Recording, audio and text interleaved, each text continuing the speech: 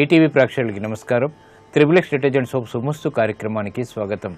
ఈనాడు శుభమస్తు కార్యక్రమంలోని గ్రహఫల మంచంలో గ్రహాల యొక్క స్థితిగతులు, వాటి యొక్క శుభాశుభ ఫలితాల గురించి పరిశీలిద్దాం. అలాగే ఈరోజు 12 రాశుల వారికి ఏ సంఖ్యలు కలిసి వస్తాయి, రంగుల యొక్క ప్రాధాన్యత. ఈరోజు గురువారం శ్రీ షిరిడి సాయిబాబాకి చాలా ప్రీతికరమైనటువంటి రోజు. మరి భక్తులు 12 రాశుల వారు శ్రీ షిరిడి సాయిబాబాని ఏ పూలతో పూజించాలి, ఎటువంటి నైవేద్యాలు స్వామికి నివేదించాలి అనేటువంటి అంశాలతో పాటు ఈరోజు ముఖ్యంగా 12 రాశుల వారు చేపట్టవలసినటువంటి కార్యక్రమాలు ఏమిటో కూడా పరిశీలిద్దాం. ముందుగా నేటి పంచాంగ వివరాలు. శ్రీ జైనామ సంవత్సరం మార్గశిర మాసం దక్షిణాయనం హేమంత ఋతువు. ఈరోజు మార్గశిర శుద్ధ త్రయోదశి. ఈ పూర్ణిమ ముందు త్రయోదశి ఎప్పుడు కూడా సకల జయాల్ని కలిగిస్తుంది. అందులో ఈ మార్గశిర శుద్ధ త్రయోదశి చాలా ప్రత్యేకతతో కూడినటువంటి విజయాల్ని కలిగిస్తుంది. వారం లక్ష్మీవారం లేదా గురువారం. ఈ గురువారం నాడు చేపట్టేటువంటి గోదానం, గోసేవ, పసుపు దానం, అలాగే శనగల దానం బృహస్పతి ద్వారా ఏర్పడేటువంటి ప్రతికూల పరిస్థితులను తొలగిస్తుంది. ముఖ్యంగా జాతక రీత్యా బృహస్పతి దశ నడుస్తున్నటువంటి వారు లేదా బృహస్పతి అంతర్దశ నడుస్తున్నటువంటి వారికి ఈ ప్రక్రియ బాగా ఉపయోగపడుతుంది. ఇక ఈరోజు నక్షత్రం భరణి నక్షత్రం. ఈరోజు ఈ భరణి నక్షత్రంలో పుట్టేటువంటి వారికి 3వ పాదంలో పుట్టినట్టయితే దోషం, కాబట్టి శాంతి తప్పనిసరి. అలాగే భరణి నక్షత్రంలో పుట్టేటువంటి వారికి శుక్ర మహాదశతోటి ప్రారంభమవుతుంది. ప్రస్తుతం శుక్రుడి యొక్క స్థితి వృశ్చిక క్షేత్ర స్థితి, శని రవుల యొక్క యుతి ఉంది. కాబట్టి ఈ దోష నివృత్తి కోసం ఏకాదశ పూర్వక రుద్రాభిషేకం, శుక్రజపం, అన్నదానం బాగా ఉపయోగపడతాయి. ఇక ఈరోజు మరో ప్రత్యేకత, శుక్రమౌఢ్యమి ఆఖరు. ఈ రోజుతోటి శుక్రమౌఢ్యమి పూర్తవుతుంది. కాబట్టి అన్ని శుభకార్యాలకి రేపటి నుంచి శుభారంభం. ఇక గ్రహాల యొక్క స్థితిగతులను కనుక పరిశీలించినట్టయితే చంద్రుడి యొక్క మేషక్షేత్ర స్థితి, బృహస్పతి యొక్క కర్కాటక క్షేత్ర స్థితి ఉచ్చస్థితి. కాబట్టి ఇది ఉత్తమ గజకేసరి యోగాన్ని కలిగిస్తుంది. అలాగే చంద్రగురుల యొక్క పరస్పర వీక్షణ, కుజుడు యొక్క ఉచ్చస్థితి, బృహస్పతి యొక్క ఉచ్చస్థితి. కాబట్టి ఈ గజకేసరి ఉత్తమమైనటువంటి ఫలితాలని కలిగిస్తుంది. జాతకరీత్యా వేరే గ్రహాల ద్వారా ఏర్పడేటువంటి ప్రతికూల పరిస్థితులను ఎదుర్కోవటానికి బాగా సహకరిస్తుంది. ఇక ఈరోజు 12 రాశుల వారికి ఏర్పడేటువంటి శుభాశుభ ఫలితాన్ని పరిశీలిద్దాం. ముందుగా మేషరాశి. ఈరోజు మేషరాశి వారిని పరిశీలించినట్లయితే వాహన సౌఖ్యం కొనసాగుతుంది. మాతృ సంబంధిత వ్యవహారాల్లో విజయాలు సిద్ధిస్తాయి. నూతన కార్యక్రమాలను ప్రారంభించగలుగుతారు. శ్రమతో కూడినటువంటి కార్యక్రమ నిర్వహణ ఉద్యోగరీత్యా కొనసాగుతుంది. వ్యాపార ప్రతిబంధకాలు ఉన్నప్పటికీ నెట్టుకు రాగలుగుతారు. ఆనందకర సంఘటనలు వృత్తిరీత్యా చోటు చేసుకుంటాయి. కార్యక్రమ నిర్వహణలో నైపుణ్యాన్ని కొనసాగించగలుగుతారు. వ్యాపార ప్రతిబంధకాలను ఎదుర్కొనేటువంటి శక్తి సామర్థ్యాలు లభిస్తాయి. ఆనందకర వాతావరణం ఆర్థికంగా చేకూరుతుంది. ఈ రోజు మీ అదృష్ట సంఖ్య 2. తెలుపు వర్ణం ప్రశాంత పరిస్థితులను పెంచుతుంది. గురువారం సందర్భంగా మేషరాశి వారు శ్రీ షిరిడి సాయిబాబాని తులసి దళాలతో పూజించి పులగాన్ని నైవేద్యంగా నివేదించడం ద్వారా ఆనందకర సంఘటనల్ని ఆహ్వానించగలుగుతారు. ఆధ్యాత్మిక కార్యక్రమాలు ఈరోజు మీకు లాభిస్తాయి. ఈరోజు వృషభ రాశి వారిని పరిశీలించినట్టయితే ఆర్థిక విషయాలు ఆకస్మికంగా చేకూరుతాయి. చేపట్టేటువంటి కార్యక్రమాలపై శ్రద్ధ పెరుగుతుంది. అవమానకర సంఘటనలు ఉన్నప్పటికీ నెట్టుకు రాగలుగుతారు. పిల్లల విషయంలో శ్రద్ధ తప్పనిసరి. కార్యక్రమ నిర్వహణలో జాప్యాలు ఉన్నప్పటికీ నెట్టుకు రాగలుగుతారు. వృత్తి, వ్యాపార, ఉద్యోగ సంబంధిత కార్యక్రమాల్లో ప్రశాంత పరిస్థితుల్ని ఆహ్వానించగలుగుతారు. ఆరోగ్య విషయంలో కూడా ప్రతికూలత తగ్గుతుంది. ఈ రోజు మీ అదృష్ట సంఖ్య 2. తెలుపు వర్ణం ప్రశాంతతను పెంచుతుంది. ప్రతికూల పరిస్థితుల్ని దూరం చేస్తుంది. గురువారం సందర్భంగా వృషభ రాశి వారు శ్రీ షిరిడి సాయిబాబాని చామంతి పూలతో పూజించి పాయసాన్ని నైవేద్యంగా నివేదించడం ద్వారా అవమానకర సంఘటనలు దూరమవుతాయి. ఆర్థిక ప్రయత్నాలు ఈరోజు మీకు లాభిస్తాయి. ఈ రోజు మిథున రాశి వారిని పరిశీలించినట్టయితే ప్రయాణాల ద్వారా సమస్యలు ఎదురవుతాయి. చేపట్టేటువంటి కార్యక్రమాల్లో విఘ్నాల్ని చవిచూస్తారు. ఆర్థిక లావాదేవీలు బాగానే కలిసి వస్తాయి. ఆర్థిక అభివృద్ధి ఆనందాన్ని కలిగిస్తుంది. వృత్తిలో అభివృద్ధికే చేపట్టేటువంటి కార్యక్రమాల్లో మొదట ప్రతికూలత, తర్వాత అనుకూలత ఏర్పడతాయి. వ్యాపార ప్రతిబంధకాలను ఎదుర్కోగలుగుతారు. కార్యక్రమ నిర్వహణలో ఏర్పడినటువంటి సమస్యలకు పరిష్కారాలు పొందగలుగుతారు. ఆరోగ్య విషయంలో జాగ్రత్తలు పాటించాలి. గృహ సంబంధిత కార్యక్రమాల్లో చకచక నిర్ణయాలు తీసుకోగలుగుతారు. స్వతంత్ర బాధ్యతలు, తద్వారా విజయాలు దగ్గరవుతాయి. ఈ రోజు మీ అదృష్ట సంఖ్య 1. ఎరుపు వర్ణం ధైర్యాన్ని కలిగిస్తుంది. ప్రతికూల పరిస్థితుల్ని ఎదుర్కొనేటువంటి శక్తి సామర్థ్యాల్ని కలిగిస్తుంది. గురువారం సందర్భంగా మిథున రాశి వారు శ్రీ షిరిడి సాయిబాబాని మల్లెపూలతో పూజించి గోధుమ రొట్టెల్ని నైవేద్యంగా నివేదించడం ద్వారా ఆర్థిక ప్రయోజనాల్ని అవలీలగా సాధించగలుగుతారు. ఆరోగ్య పరీక్షలు ఈరోజు మీకు మేలుని కలిగిస్తాయి. ఈరోజు కర్కాటక రాశి వారిని పరిశీలించినట్టయితే మానసిక వ్యాకులతలు ప్రబలమవుతాయి. చేపట్టేటువంటి కార్యక్రమాల్లో ఆర్థిక సమస్యల్ని ఎదుర్కోవాల్సినటువంటి సంఘటనలు చోటు చేసుకుంటాయి.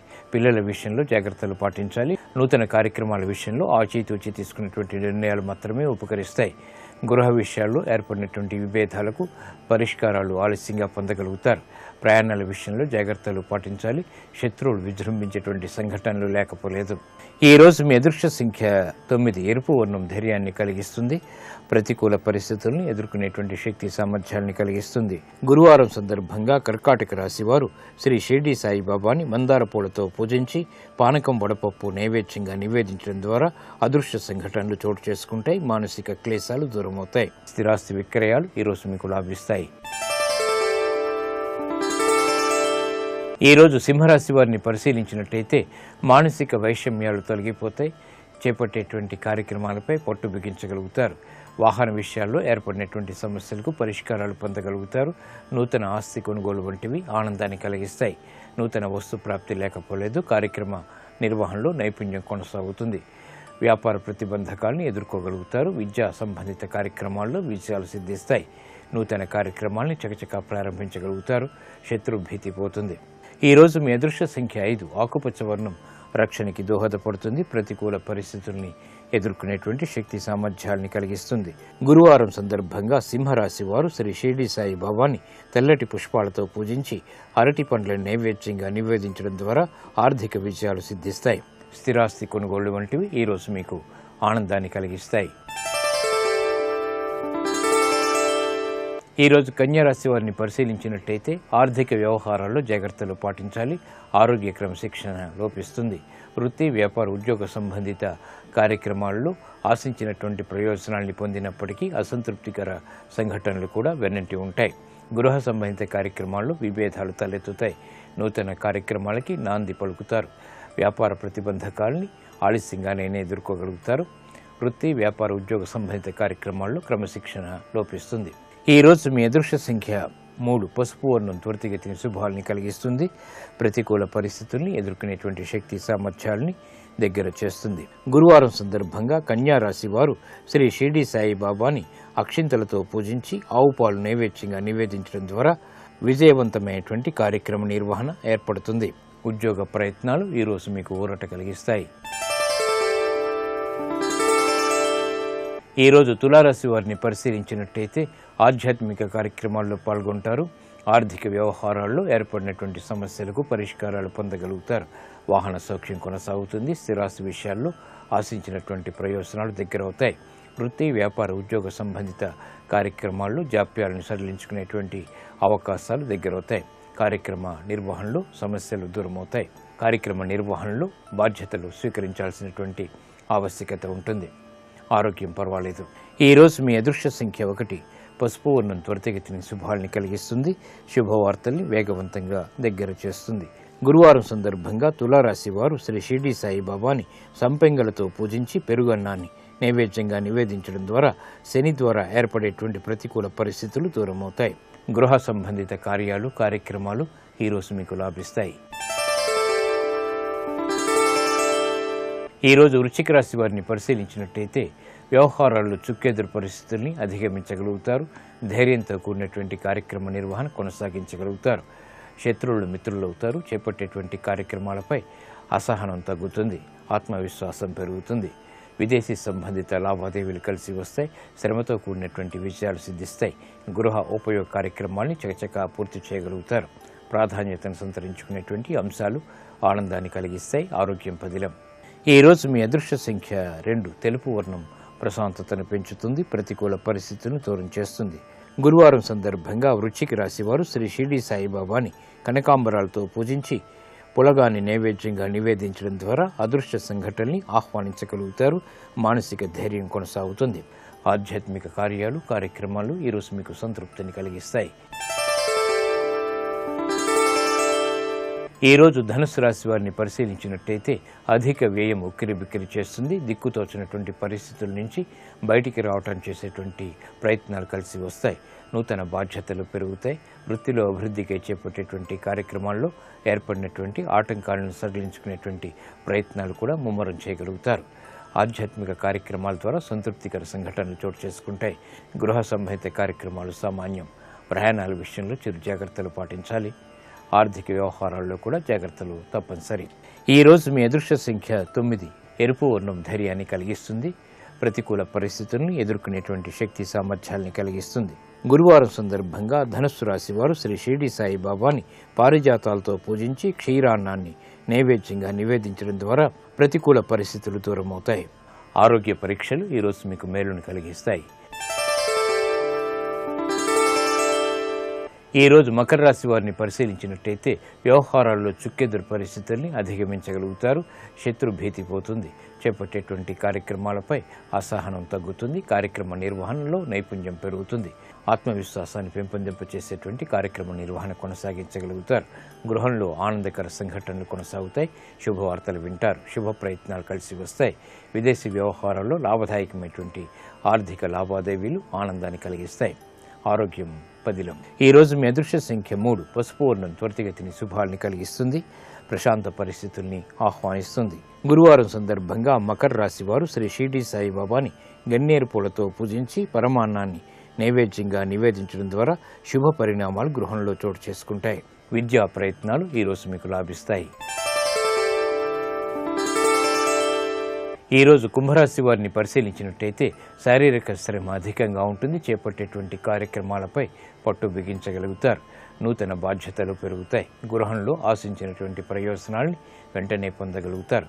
కుటుంబ సఖ్యత పెరుగుతుంది. ఆర్థిక వ్యవహారాల్లో ఏర్పడినటువంటి ప్రతికూల పరిస్థితులు తగ్గుతాయి. బాధ్యతలు బాగా పెరుగుతాయి. విదేశీ సంబంధిత లావాదేవీలు బాగానే కలిసి వస్తాయి. ఆరోగ్య విషయంలో ఖర్చులు ఉన్నప్పటికీ ఆనందకర సంఘటనలు కూడా వెన్నంటి ఉంటాయి.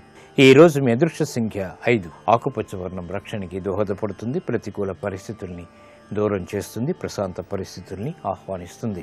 గురువారం సందర్భంగా కుంభరాశి వారు శ్రీ షిరిడి సాయిబాబాని మందార పూలతో పూజించి పెరుగన్నాన్ని నైవేద్యంగా నివేదించడం ద్వారా క్లిష్ట సమస్యలకు పరిష్కారాలు పొందగలుగుతారు. విదేశీ సంబంధిత లావాదేవీలు, సంభాషణలు, ప్రక్రియలు ఈరోజు మీకు లాభిస్తాయి. ఈరోజు మీనరాశి వారిని పరిశీలించినట్టయితే ఆదాయాన్ని పెంపొందింపచేసుకోగలుగుతారు. అదృశ్య సంఘటనలు గృహంలో చోటు చేసుకుంటాయి. శుభ ప్రయత్నాలు బాగా కలిసి వస్తాయి. ఆనందకర వాతావరణం ఉద్యోగరీత్యా కొనసాగుతుంది. గుర్తింపుతో కూడినటువంటి కార్యక్రమ నిర్వహణ తద్వారా విజయాలు ఆనందాన్ని కలిగిస్తాయి. విద్యాబలం చేకూరుతుంది. ఆర్థిక స్తోమత పెరుగుతుంది. కార్యక్రమ నిర్వహణలో నైపుణ్యం ఏర్పడుతుంది. వ్యాపార ప్రతిబంధకాలు తొలగిపోతాయి. విజయాలు సిద్ధిస్తాయి.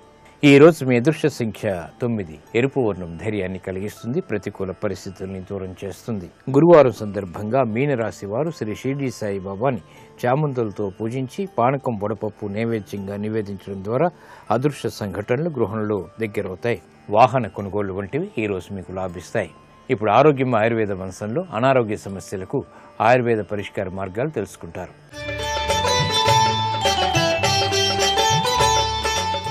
ఈనాటి శుభమస్తు కార్యక్రమంలో ఆరోగ్యం ఆయుర్వేదం శీర్షికన గర్భవతికి గర్భస్థ శిశువుకి ఉపకరించేటువంటి ఆయుర్వేదీయ పౌష్టిక ఆహారాన్ని తయారు చేసుకునే విధానం గురించి తెలుసుకుందాం. మామూలుగా ఏంటంటే గర్భిణీ స్త్రీకి ఆహారపు అవసరాలు, తర్వాత పౌష్టికాహారపు అవసరాలు కూడా బాగా పెరుగుతాయి. తనకే కాకుండా తన కడుపులో ఉండేటువంటి పాపాయికి అవసరమైనటువంటి పోషక విలువలు కూడా తల్లి ద్వారానే అందుతాయి. కనుక ఇద్దరికీ సరిపోయేలాగా పోషక విలువలు ఉన్నటువంటి ఆహారాలు తీసుకోవడం చాలా చాలా అవసరం. శిశువు తల్లి గర్భంలో ఉన్నప్పుడే వాళ్ళ భవిష్యత్తులో ఆరోగ్యం అంతా ఎలా ఉంటుందో దానికి కావాల్సినటువంటి రూపురేఖలన్నీ కూడా అప్పుడే దిద్దుకుంటాయి. అందుకని ఆ సమయంలో వాళ్ళకి కావాల్సినటువంటి ఆహారాన్ని తల్లి తప్పనిసరిగా తీసుకుని అందిస్తూ ఉండాలన్నమాట. అలాగా ఆహారంలో ఉపయోగపడేటువంటిది ఏంటంటే నెయ్యి అనేటువంటిది ప్రతిరోజు తప్పనిసరిగా గర్భవతి తీసుకుంటూ ఉండాలి. ఈ నెయ్యి వల్ల కడుపులో ఉండేటువంటి శిశువు మెదడు బాగా పెరగడానికి చాలా చాలా ఉపయోగంగా ఉంటుంది. అందుకే నేతిని ఆహారంలో తీసుకుంటూ ఉండాలి. అలాగే ఆహారంగాను తర్వాత అన్ని పోషక విలువలను అందించేటువంటి సహజ సిద్ధమైనటువంటి ఒక పౌష్టిక ఆహారాన్ని ఎలా తయారు చేసుకోవాలో కూడా మనం ఇప్పుడు తెలుసుకుందాం. ఇది తయారు చేసుకోవడానికి మనకు కావాల్సినటువంటి మొట్టమొదటిది ఏంటంటే బాదం పప్పు. ఈ బాదం పప్పులో అంటే గర్భిణీ స్త్రీకి తర్వాత పాపాయికి కావాల్సినటువంటి ప్రోటీన్లు, కొవ్వు పదార్థాలు, ఎదుగుదలకు కావాల్సినటువంటి అంశాలన్నీ, ఒక రసాయనంలా ఉపయోగపడేటువంటి అంశాలన్నీ కూడా ఇందులో బాగా ఉంటాయి. బాదం పప్పుని కొంచెం వేయించి తర్వాత దాన్ని చూర్ణంలాగా చేసుకోవాలి. ఈ చూర్ణాన్ని ఒక 50 గ్రాముల పరిమాణంలో తీసుకోండి. ఆ తర్వాత తీసుకోవాల్సినటువంటిది ఏంటంటే కిస్మిస్ పళ్ళు. కిస్మిస్ అని ఎండు ద్రాక్ష అని కూడా అంటూ ఉంటాము. ఈ ఎండు ద్రాక్షలో ఏంటంటే పోషక విలువలు అన్నీ బాగుంటాయి. అంటే ఖనిజ లవణాల్లో ఉండేటువంటి ఐరన్, ఇనుము శాతం చక్కగా ఉంటుంది. అలాగే కాల్షియం కూడా ఇందులోంచి బాగా అందుతుంది. ఈ రెండు కూడా తల్లికి బిడ్డకి ఇద్దరికి కూడా చాలా అవసరమైనటువంటి పోషక విలువలు. ఈ రెండు సహజ సిద్ధంగా, ఒక బయట నుంచి కెమికల్ లాగా కాకుండా సహజ సిద్ధంగా దొరికేటువంటి ఈ ఎండు ద్రాక్షని మనం ఈ ఔషధంలో వేసుకోవాలి. ఎండు ద్రాక్షను కూడా కొంచెం మిక్సీలో ఒక ముద్దలాగా తయారు చేసుకుని దాన్ని కూడా ఒక 50 గ్రాముల పరిమాణంలో తీసుకోండి.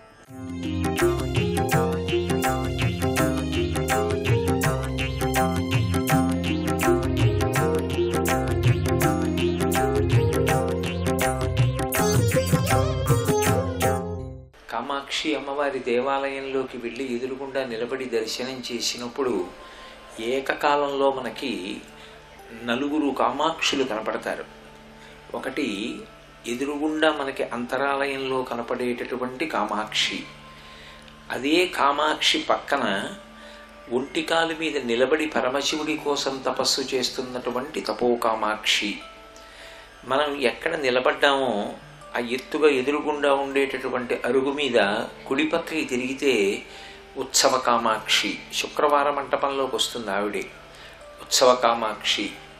వెనక్కి తిరిగి చూస్తే దేవాలయ గోపురంలో కనపడేటటువంటి విమాన కామాక్షి. ఏకకాలంలో కామాక్షి పరదేవత 4 మూర్తులుగా దర్శనమిస్తుంది. అటువంటి తల్లి అక్కడ పరమశివుడి కోసమని చెప్పి విశేషమైనటువంటి తపస్సు చేసి వెలిసినటువంటి అమ్మవారు. మనకి కామాక్షి పరదేవతకి సంబంధించినటువంటి ఇతివృత్తం, ఏకాంబరేశ్వరుడి దేవాలయం లోపలికి వెడుతుంటే ఆ లోపల అర్ధమంటపానికి వెళ్ళకముందే ఇంకా బయట 2 స్తంభాలు ఉంటాయి. ఆ 2 స్తంభాల మీద అసలు కాంచీపురానికి సంబంధించినటువంటి విశేషం చెక్కబడి ఉంటుంది. ఒకప్పుడు పరమశివుడు కైలాస పర్వతం మీద కూర్చుని ఉన్నటువంటి సమయంలో అమ్మవారు లీలా వినోదంగా ఆయనతో ఏదో సంతోషంగా కాలం గడుపుతున్నటువంటి సమయాన్ని పురస్కరించుకొని ఆయన 2 కన్నులు మూసింది. ఆయన 2 కళ్ళు సూర్యచంద్రౌచ నేత్రే అని మనం వందే శంభుమమాపతిం సరగురుం వందే జగత్కారణం వందే పన్నగభూషణం మృగధరం వందే పశూనాం పతిం వందే సూర్య శశాంకవహ్నినయనం వందే ముకుంద ప్రియం వందే భక్తజనాశ్రయించ వరదం వందే శివం శంకరం అంటాం. ఆయన ఒక కన్ను సూర్యుడు, ఒక కన్ను చంద్రుడు, అగ్నిహోత్రం 3వ కన్ను. ఆ కారణం చేత ఆవిడ 2 కన్నులు మూస్తే లోకమంతా చీకటి సంభవించింది. సూర్యచంద్రుల యొక్క గమనం లేకపోతే వచ్చేటటువంటి పెద్ద ప్రమాదం ఏమిటంటే ధర్మచక్రం ఆగిపోతుంది.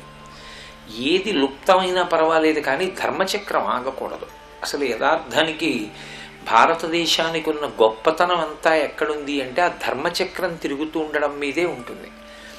ధర్మచక్రం ఎందుకు ఆగిపోతుంది అంటే ఏ పని చేసినా కూడా ఆయా కాలముల యందు చెయ్యాలి తప్ప ఏ కాలమునందు ఏది చెయ్యాలో అది చెయ్యకుండా వేరొక పని చెయ్యకూడదు. కర్తవ్యమకృతం కార్యం సతాం మన్యుదీరయేత్ అంటారు రామాయణంలో. చెయ్యడం గొప్ప కాదు, ఆ సమయానికి చేశాడా లేదా అన్నది ప్రధానం. ఆ సమయానికి చెయ్యలేదనుకోండి సత్పురుషులకు కూడా ఆగ్రహం వస్తుంది. చెయ్యవలసిన పని సూర్యుని యొక్క గమనము మీద ఆధారపడి ఉంటుంది, చంద్రుడి యొక్క గమనము మీద ఆధారపడి ఉంటుంది.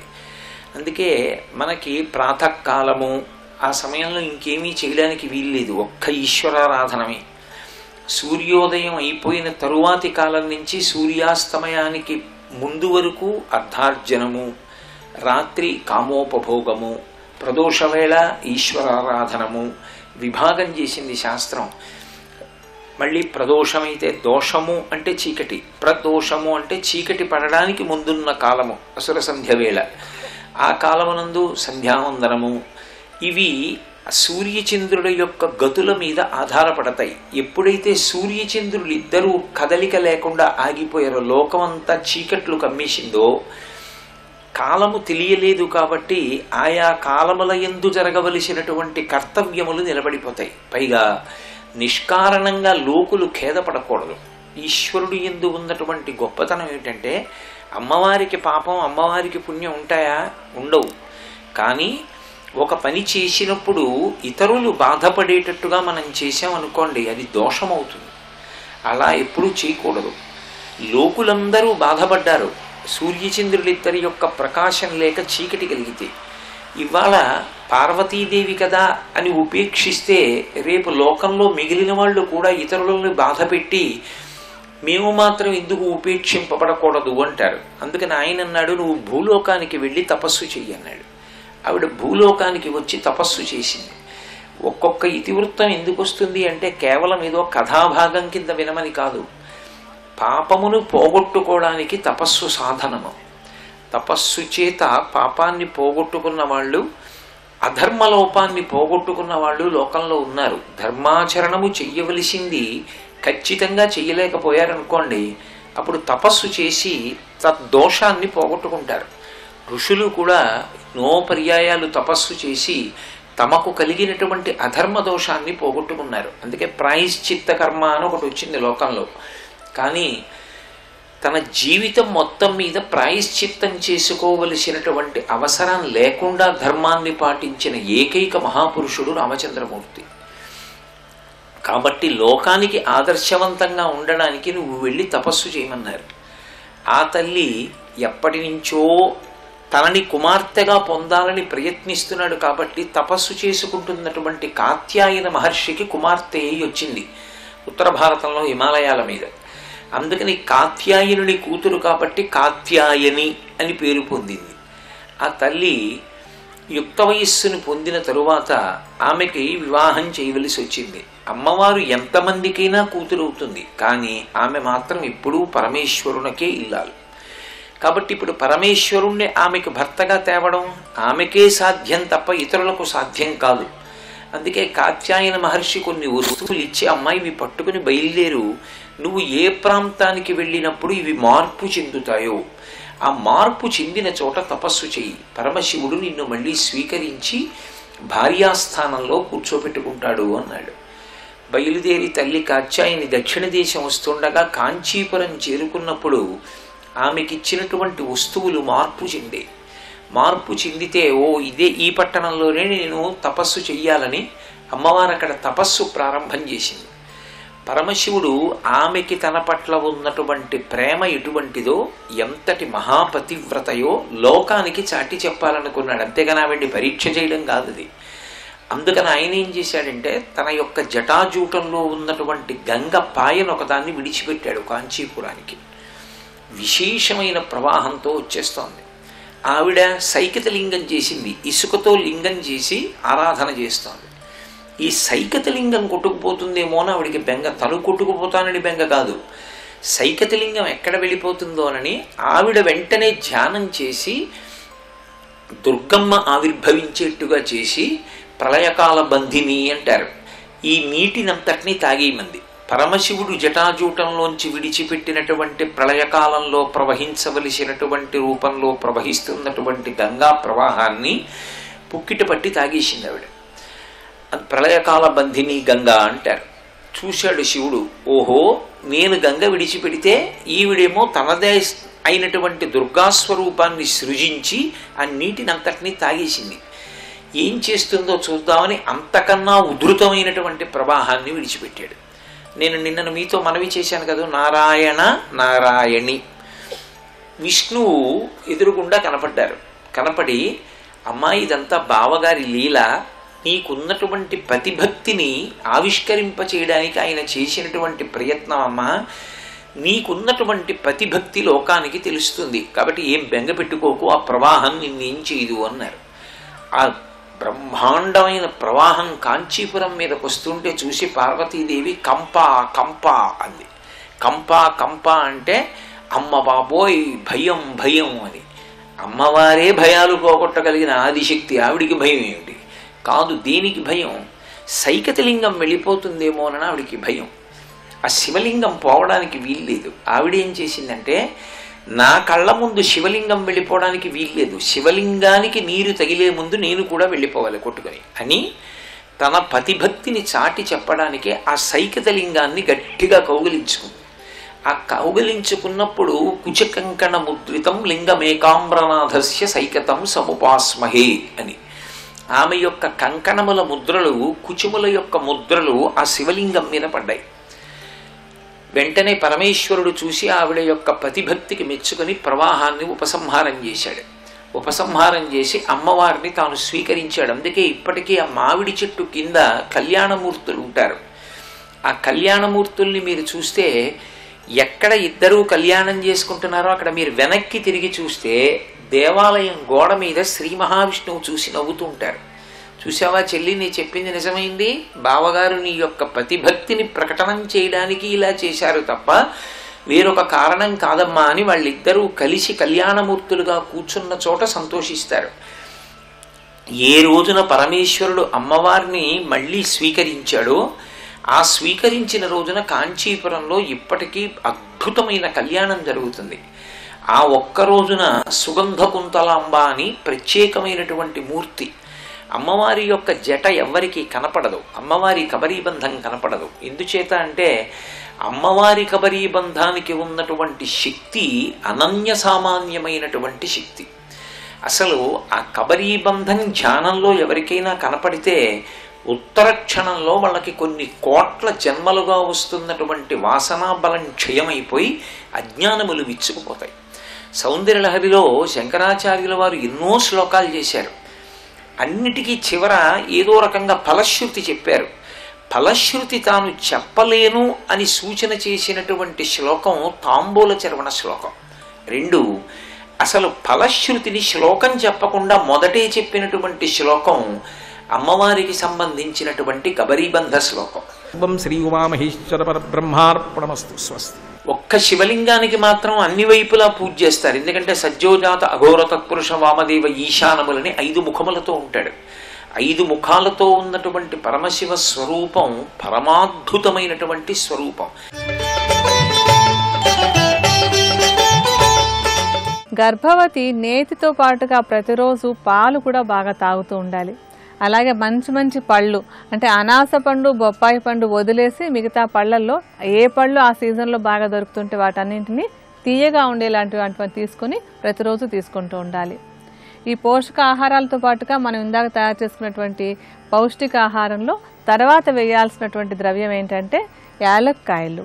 ఈ యాలక్కాయలు ఒక సుగంధ ద్రవ్యంగానే కాకుండా తీసుకున్నటువంటి ఔషధం శరీరానికి బాగా వంట పట్టడానికి కూడా బాగా ఉపయోగపడతాయి. యాలక్కాయలను ఒక మెత్తటి చూర్ణంలాగా చేసుకుని ఈ చూర్ణాన్ని ఒక 10 గ్రాముల పరిమాణంలో తీసుకోవాలి. ఆ తర్వాత వేయాల్సినటువంటి మరొక ముఖ్యమైన ద్రవ్యం ఏంటంటే ఎండు ఖర్జూరాలు. ఈ ఎండు ఖర్జూరాల్లో కూడా కాల్షియము తర్వాత ఇనుము 2 కూడా సహజ సిద్ధంగా ఎక్కువ పరిమాణంలో దొరికేటువంటి ఒక మంచి పదార్థం అన్నమాట. ఈ ఎండు ఖర్జూరాలని కూడా కొంచెం మిక్సీలో తిప్పేసి అంటే ఆ గింజలు తీసేసి మిక్సీలో తిప్పి దాన్ని కూడా చూర్ణంలా చేసుకోవాలి. ఈ చూర్ణాన్ని కూడా 50 గ్రాముల పరిమాణంలో తీసుకోవాలి. ఇప్పుడు ఎండు ద్రాక్ష, బాదం పప్పు, తర్వాత ఎండు ఖర్జూరాలు, యాలక్కాయలు వీటన్నింటినీ మిశ్రమంలాగా తయారు చేసుకుని ఒక శుభ్రమైనటువంటి గాజు సీసాలో పోసి ఉంచుకోవాలి. దీన్ని ఏం చేయాలంటే గర్భవతి ప్రతిరోజు కూడా సుమారుగా ఒక పెద్ద చెంచాడి పరిమాణంలో ఈ చూర్ణాన్ని తీసుకొని దాన్ని గోరువెచ్చటి పాలల్లో కలుపుకొని అందులో కొంచెం పటిక బెల్లం కూడా వేసుకోవాలి. ఈ పటిక బెల్లం కూడా మనకి సహజంగా వచ్చేటువంటి ఎటువంటి రిఫైన్డ్ పదార్థం కానటువంటి తీయటి పదార్థం. ఇది ఆరోగ్యానికి బాగా ఉపయోగపడుతుంది. ఈ పటిక బెల్లం చూర్ణాన్ని కొంచెం తగినంత పరిమాణంలో వేసుకుని ప్రతిరోజు పాలలో ఈ మిశ్రమాన్ని వేసుకుంటూ ఉదయము సాయంత్రము గర్భవతి 9 నెలల పాటు తీసుకుంటున్నట్టయితే కనుక తల్లికి బిడ్డకి కూడా ఆరోగ్యం బాగుండడానికి ఈ ఔషధం బాగా సహాయపడుతుంది. మరికొన్ని అనారోగ్య సమస్యలు వాటికి ఉండేటువంటి ఆయుర్వేద పరిష్కారాల గురించి రేపటి శుభమస్తులో తెలుసుకుందాం.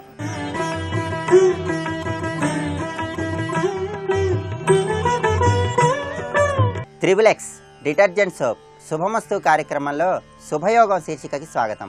ఈ శీర్షికన దానం చేస్తే ఎటువంటి ఫలితాలు కలుగుతాయో, ఏ ద్రవ్యాన్ని దానం చేస్తే ఎటువంటి సత్ఫలితాలను పొందవచ్చో పరిశీలిద్దాం. జ్యోతిష శాస్త్రరీత్యా ఉన్న గ్రహదోషాలను నివారింపజేసుకోవటానికి దానం కూడా సహకరిస్తుంది.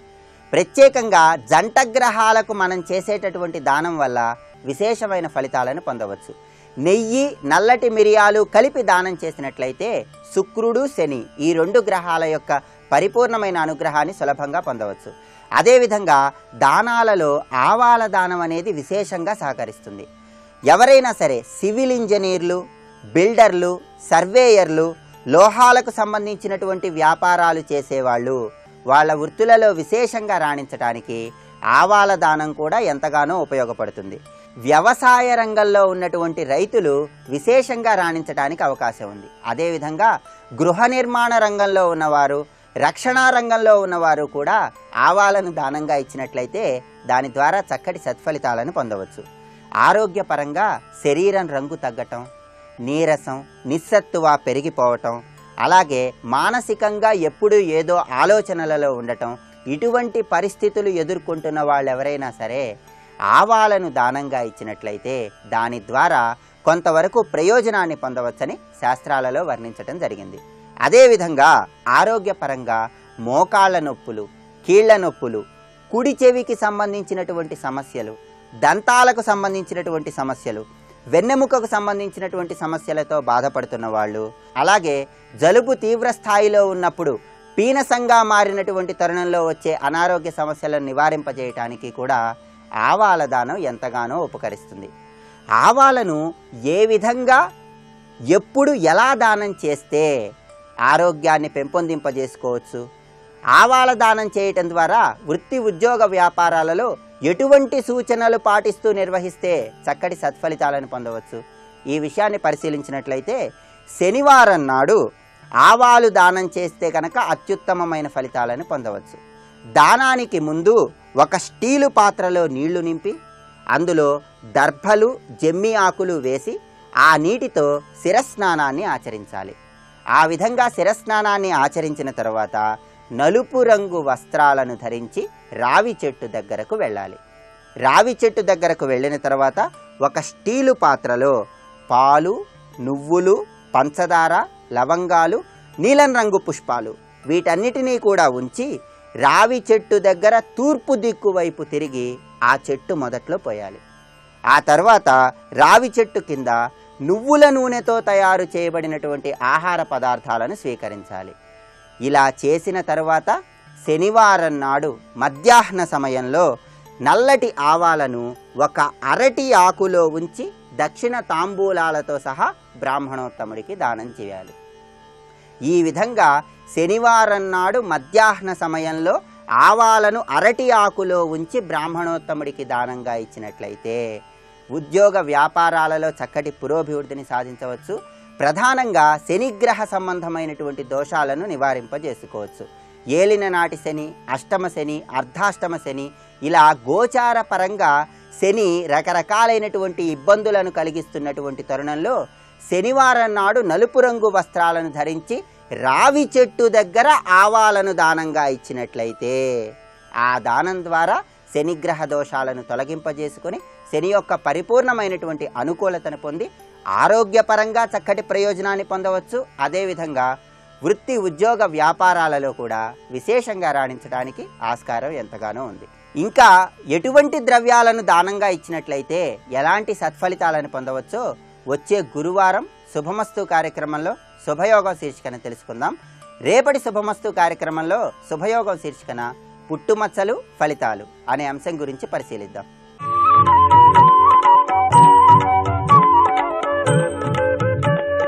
ఈటీవీ ప్రేక్షకుల నమస్కారం. ట్రిపుల్ X డిటర్జెంట్ సోప్ శుభమస్తు కార్యక్రమంలో నక్షత్ర యోగానికి స్వాగతం. పూర్వ ఫల్గుణి నక్షత్రం. ఈ పూర్వ ఫల్గుణి నక్షత్రం మొదటి పాదంలో జన్మించిన వారికి సూర్యాంశ వస్తుంది.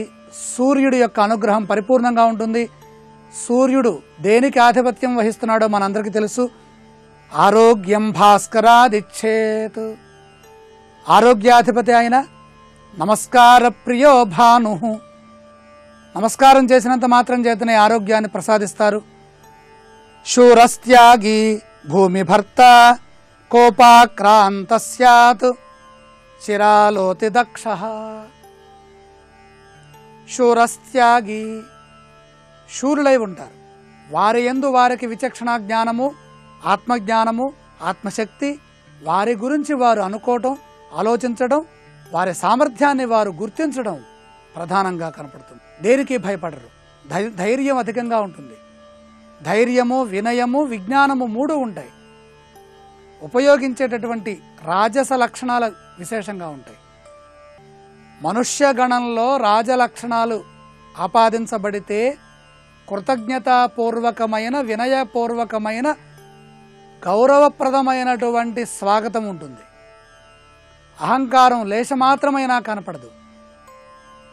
అందరినీ ఆదరించి దగ్గరకు తీసుకునే ఒక మంచి దైవ స్వభావం వారిలో ఉంటుంది.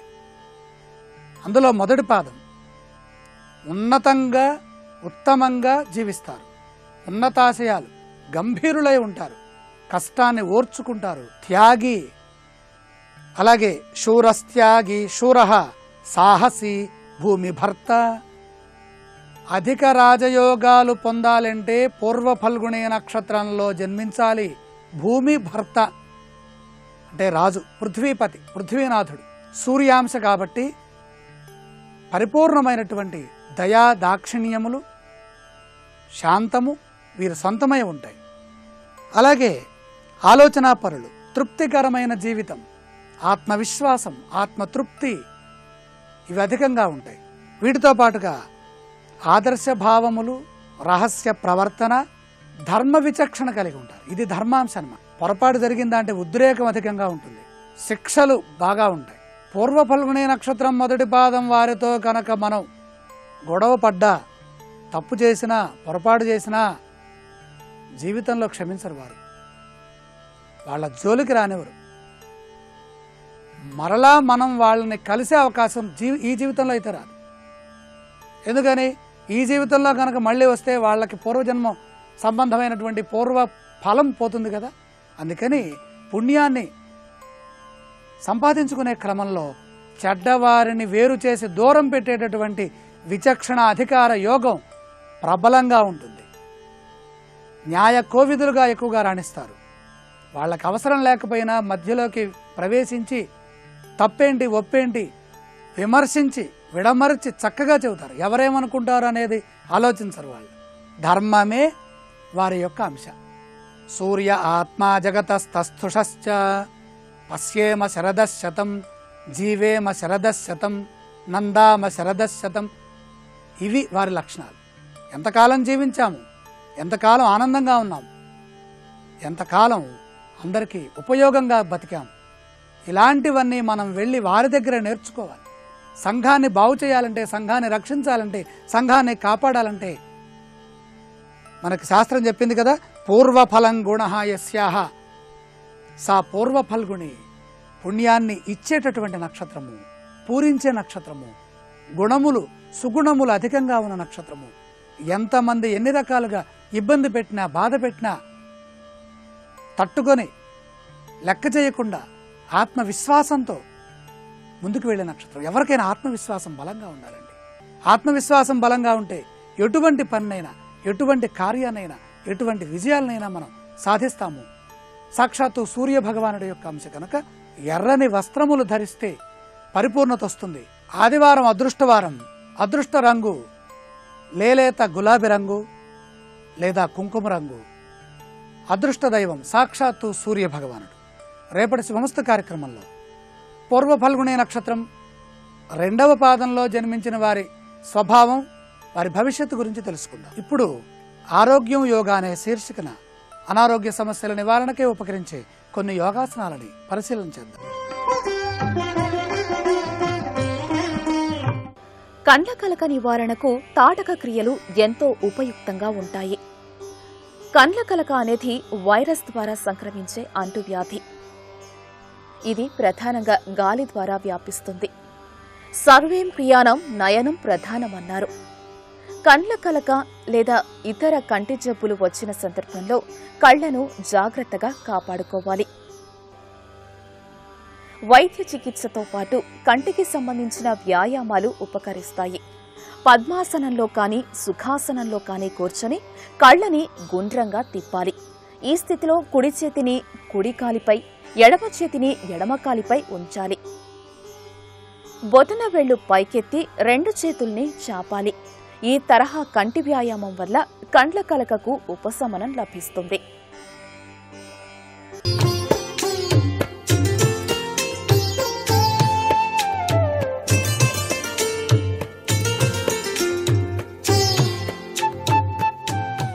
త్రిబుల్-ఎక్స్ డిటర్జెంట్ సోప్ శుభమస్తు కార్యక్రమంలో గృహబలం అంశానికి స్వాగతం. ఈరోజు హనుమద్వ్రతం. సాక్షాత్తు హనుమంతుల వారు సర్వకార్య సిద్ధి ప్రదాత కాబట్టి గృహంలో మనం నిత్యం ఆరాధన చేసేటువంటి పూజా మందిరంలో ఈరోజు ప్రత్యేకంగా ఆ స్వామివారికి సింధూరముతో బొట్టును అలంకరించి స్వామివారి యొక్క అత్యంత విశిష్ట ఫలప్రదమైనటువంటి నైవేద్యం తప్పనిసరిగా చేసి తీరాలి. అప్పాలు, అరటిపళ్ళు ఇవన్నీ కూడా నైవేద్యంగా పెట్టడం చాలా మంచిది. మన్య సూక్త పారాయణ అని చెప్పేసి ఉంటుంది. ఈరోజు గనక అభిషేక ప్రియుడైనటువంటి పరమేశ్వరుడితో కూడి ఆంజనేయ స్వామి విగ్రహానికి కూడా మన్య సూక్తం గనక జరిపించినట్లయితే సర్వకార్యములు కూడాను సిద్ధింప చేసుకోవడానికి ఆస్కారం అధికంగా ఉంటుంది అని చెప్పేసి చెప్పవచ్చు. ప్రతి వాళ్ళు కూడా గృహంలో ఈ రోజున హనుమాన్ చాలీసా, బడబాలన స్తోత్రం మొదలైనవన్నీ కూడాను పఠనం చేయటం వలన సర్వే సర్వత్రా కూడాను కార్యజయము కలిగి తీరుతుంది. ఇంటిలోని వారికి ఎవరికైనా సరే అర్ధాష్టమ శని, ఏలినాటి శని ప్రభావాలు గనక జాతకరీత్యా నడుస్తూ ఉన్నప్పుడు వారు కూడాను ఈ సుదినాన హనుమత్ బడబాలన స్తోత్రంతో పాటుగా హనుమాన్ చాలీసా తప్పనిసరిగా పఠనం చేసి హనుమంతుల వారికి ఆకుపూజను గనక నిర్వహింప చేసుకున్నట్లయితే శనిగ్రహ ప్రభావం కూడా తగ్గడానికి ఆస్కారం అధికంగా ఉంటుంది సుమా అని చెప్పేసి శాస్త్రం. ఏది ఏమైనప్పటికీ కూడా మన పండుగల వెనకాల తప్పనిసరిగా గృహంలో నివసించేటువంటి వారికి కావలసినటువంటి అద్భుతవంతమైనటువంటి శక్తితత్వాల్ని ప్రసాదించేటువంటి విశేషాంశాలు గృహబల రీత్యా మనం ఆచరించటం చాలా అవసరం కూడాను.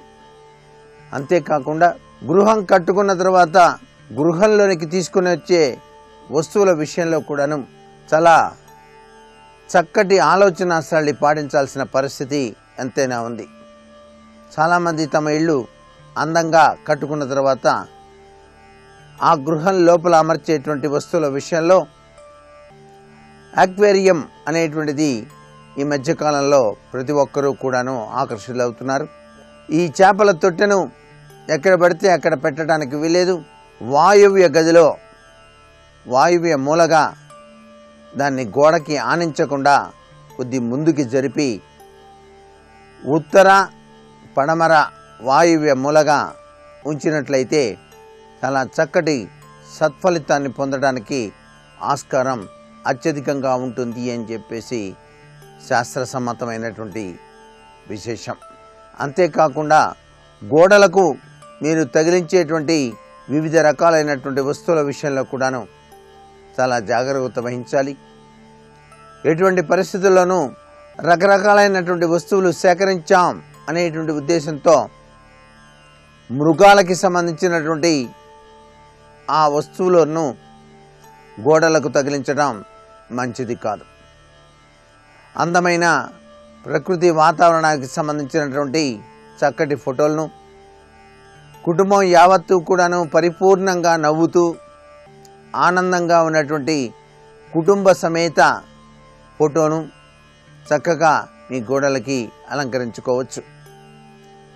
అంతేకాకుండా ఈ మధ్య ఆ యొక్క దీపారాధన విషయంలో కూడాను అనేక రకాలైనటువంటి వెలిగేటువంటి బల్బులు వస్తున్నాయి. ఆ బల్బుల్ని కూడాను ఎక్కడ పడితే అక్కడ అందం కోసం అమర్చేటువంటి తీరుతెన్నులు కనిపిస్తోంది. అలా ఇష్టం వచ్చినట్టుగా ఏ దిశలో పడితే ఆ దిశలో ఆ యొక్క దీపారాధన చిన్ని చిన్ని బల్బులు వెలిగేటువంటి కుందుల్ని ఉంచకూడదు అనేటువంటి విషయాన్ని కూడా గుర్తుపెట్టుకోవాలి.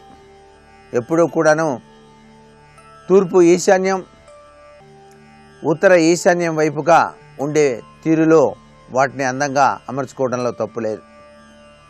దక్షిణ దిశలోను నైరుతి దిశలోనూ కూడా ఆ దీపాలని గనక పెట్టినట్లయితే కించిత్తు వాస్తుశాస్త్రరీత్యా అనర్థాలకి అవకాశం ఎక్కువగా ఉంటుంది అనే విషయాన్ని కూడా గుర్తుపెట్టుకోవాలి.